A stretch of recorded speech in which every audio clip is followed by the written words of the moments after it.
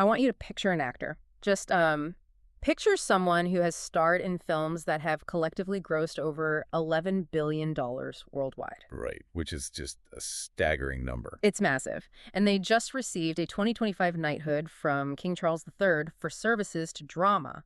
Oh, wow. Yeah, and they very recently cemented their legacy, quite literally, with a handprint and footprint ceremony at the TCL Chinese Theatre in Hollywood. So we're talking ultimate Hollywood royalty here. Exactly. You're probably picturing someone born into the business, right? Right. Groomed for greatness from day one. Sure, yeah. But now, I want you to take that exact same person and picture them as a teenager in South London. Okay. They are standing in the middle of a freezing abattoir, covered in blood, beheading pigs for a living. Good Lord. Right.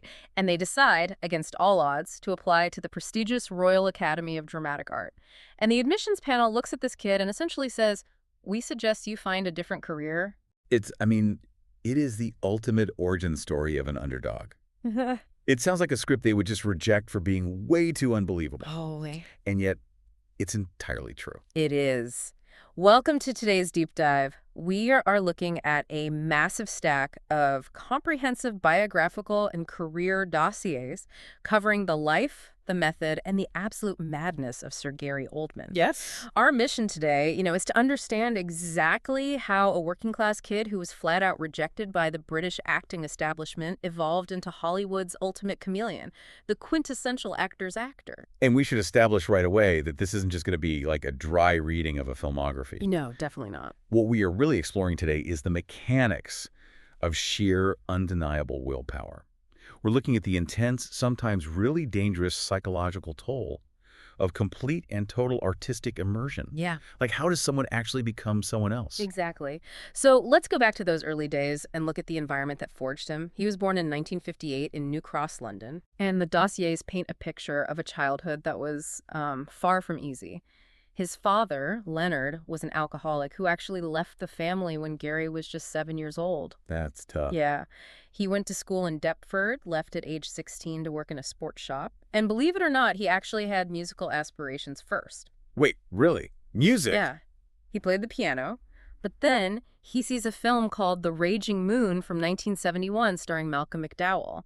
And that was the spark. Oh. It wasn't seeing, a classic Shakespearean play at the Globe that bit him. It was Malcolm McDowell on a movie screen. He said he just connected with the raw energy of it and decided, I want to do that. Which is such a pivotal moment to understand his psychology, I think. Right. Because he didn't have a traditional path laid out for him. Right. As you mentioned, he was working assembly lines. He was a porter in an operating theater selling shoes and, working in that pig abattoir. So gritty. Very gritty working class reality. So when he finally musters the courage to apply to the Royal Academy of Dramatic Art Radier and they reject him, it really could have been the end of the road. Oh, absolutely. They told him to try again next year, but honestly advised him to just find something else to do for a living. They just didn't see the polish they were looking for. Which makes his retrospective comeback to that moment so brilliant. Years later, when an interviewer asked him about that Radier rejection, he just deadpanned, the work speaks for itself. I love that. It's so good, and it really did, because he simply refused to quit. He went somewhere else. He won a scholarship to the Rose Bruford College, graduated with a BA in acting in 1979, and described himself during this period as a shy but incredibly diligent worker. He applied a blue-collar work ethic to the stage. Exactly. He became a total powerhouse in the theater, eventually winning major awards for a play called The Pope's Wedding at the Royal Court Theater. Yeah. And this brings us to the ultimate irony of his film breakthrough. Yes, the role of Sid Vicious in the 1986 film Sid and Nancy. The irony here is incredible. He actually turned down playing the iconic punk rocker twice. Twice? Twice! According to his notes, he thought the punk movement was just banal. He read the script and thought, why bother? Wow. He openly admitted he had his nose in the air at the time, believing his classical theater work was, vastly superior to film. Right. It's like a classically trained violinist being forced to play in a gritty, spit-covered garage punk band, only to find out that it's this raw, chaotic performance that actually makes them a legend. That's a great way to put it. So I have to ask you, is it that initial theatrical arrogance, that formal, rigid training that actually gave his punk performance such intense gravity? What's fascinating here is how that rigorous stage discipline anchored the chaos of the character. Yeah. Like if you just put a chaotic person in front of a camera to play Sid Vicious, you get a mess. Oldman wasn't just thrashing around. He was applying intense, methodical, Shakespearean focus to someone who had absolutely no focus at all. Right, he studied him. Exactly. He studied Sid's movements like a dancer. Yeah. But that level of commitment came with a severe physical price. Oh, yeah. To play Sid Vicious, Oldman starved himself so intensely to match the punk rocker's emaciated frame that he actually had to be hospitalized. That is just crazy. His body just gave out. It was our very first glimpse into his incredibly dangerous commitment to total immersion. He doesn't just pretend, He physically alters his reality. And that performance completely blew the doors open for his move to Hollywood. Roger Ebert said it proved he was the best young British actor around. High praise. For sure. So by the early 90s, he moves to the U.S. and becomes the de facto leader of this group of young actors, dubbed the Brit Pack. The Brit Pack. Yeah, and this ushers in what we have to call his big villain era. He weaponized all that stage presence we just talked about to become Hollywood's favorite 1990s bad guy. The run of roles he had in this period is staggering, and it really shows his range. I mean, he plays Lee Harvey Oswald in Oliver Stone's JFK. That is huge. Huge. And to prepare for that, he didn't just read a book. He actually met with Oswald's wife, Marina, and her daughters to understand the domestic reality of an assassin. Wow. Then he pivots completely to play the title role in Bram Stoker's Dracula. Terrifying. He plays the violently unpredictable, dreadlocked pimp Drexel Spivey in True Romance.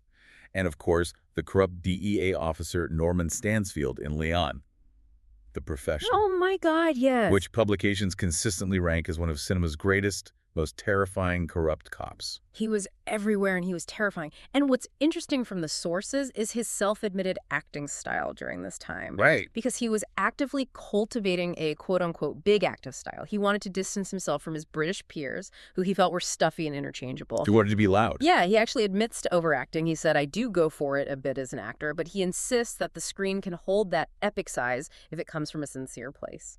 And to achieve that sincerity, he developed what he describes as his cloud technique. The cloud. This is crucial to understanding how Gary Oldman works.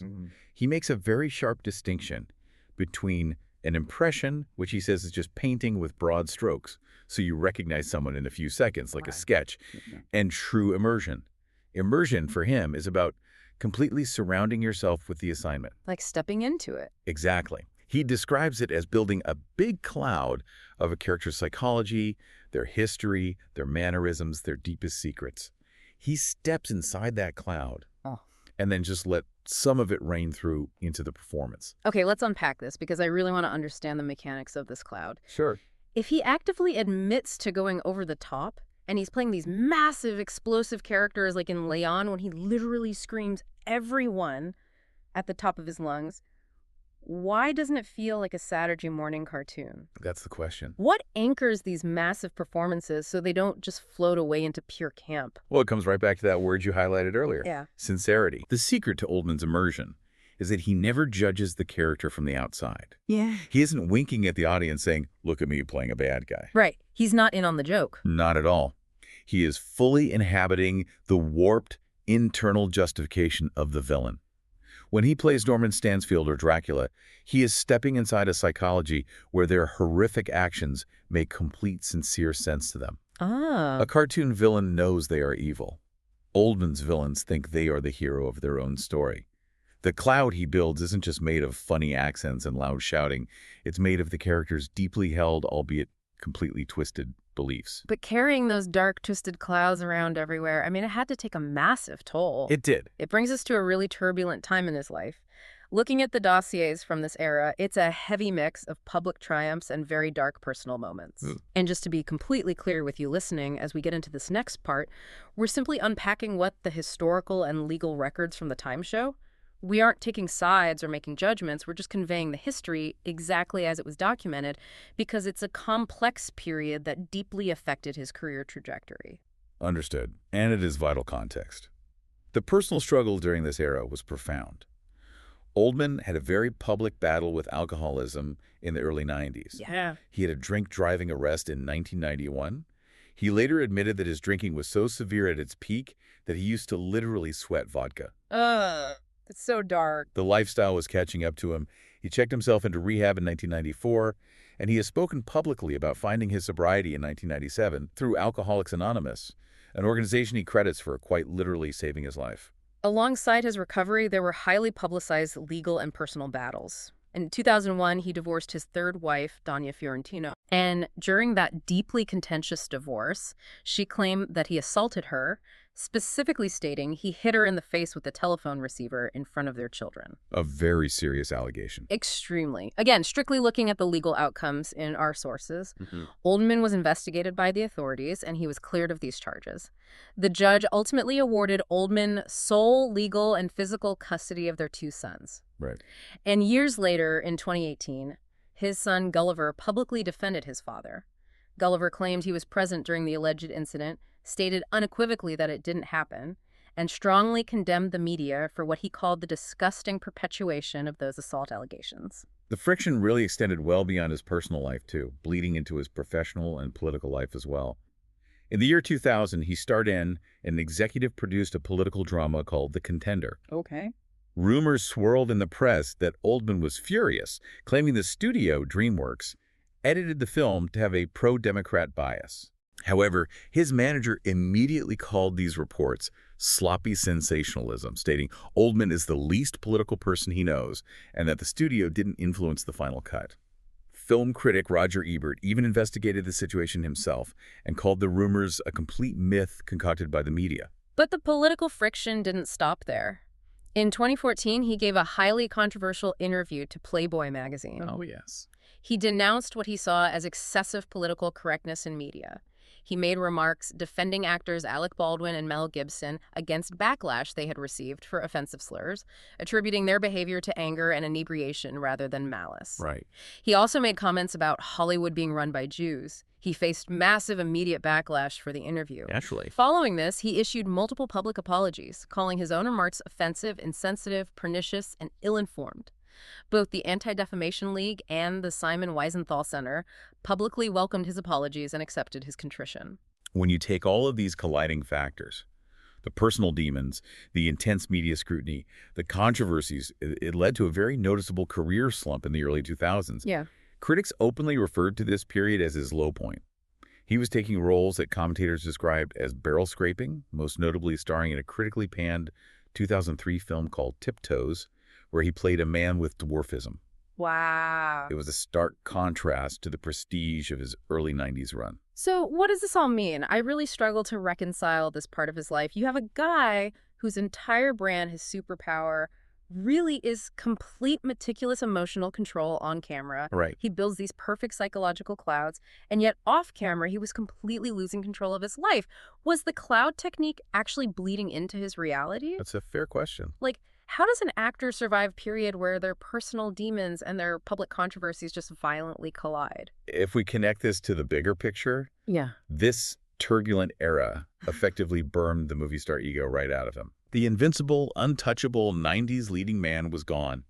He was humbled by the legal battles, by his sobriety journey, and by the critical panning. What survived that fire was a pure character actor. Just the core of the artist. Exactly. Someone who was sober, grounded, and desperate for a profound artistic reinvention. He couldn't rely on the explosive, chaotic energy of his youth anymore. He had to rebuild his craft from the ground up, finding a new way to channel that intensity. And rebuild he did, because surviving those dark years led to one of the most incredible pivots in modern cinema history. Unbelievable pivot. He goes from playing unhinged, screaming psychos to becoming the absolute moral anchor of two of the biggest film franchises in history. And in doing so, he fundamentally shifts his entire acting style. We are talking, of course, about his roles as Sirius Black in the Harry Potter series, beginning in 2004, and James Gordon in Christopher Nolan's Dark Knight trilogy, starting in 2005. Here's where it gets really interesting. The irony here is just staggering. It really is. The guy who built a career playing the most explosive, terrifying villains on screen, becomes universally beloved by an entirely new generation of moviegoers for playing these weary, deeply good, deeply moral father figures. Sirius Black and Jim Gordon are the guys you want in your corner. Exactly. And he changes how he acts to do it. He transitions from that big 90s acting to what he beautifully describes as playing characters where the silence is loud. I love that phrase.